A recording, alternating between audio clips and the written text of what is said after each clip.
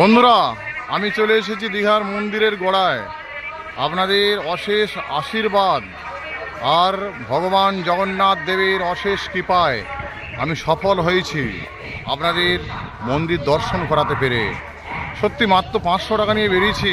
সকাল থেকে সেই চিড়ে ভাজা খেয়ে আছি, খেতেও পাচ্ছে। দেখি না, যদি কম দামে কোনো খাবার পাই খাবো, কিংবা যদি বিনা পয়সা কিছু দেয় খাবো।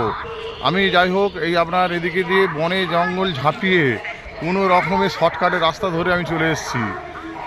এসে স্টেশনের কাছে দাঁড়িয়ে আছি, আপনাদেরকে আমি ভিডিও দেখাচ্ছি। আপনাদেরকে কি বলবো, বাবার অশেষ করুণায় আমি এখানে আসতে পেরেছি। যাই হোক, বাবা যদি কৃপা করেন আর আপনারা যদি আশীর্বাদ করেন, অবশ্যই কিন্তু আমি আপনাদেরকে আরও ভালো ভালো ভিডিও দেখাতে পারবো। আর দয়া করে আমার চ্যানেলটিকে সাবস্ক্রাইব করুন। দক্ষিণবঙ্গ টিভি এমন করুন যেন টাকা পয়সা পাই, না হলে চিড়ে ভাজা খেয়ে খেয়ে ভিডিও করতে আর ভাল লাগে না।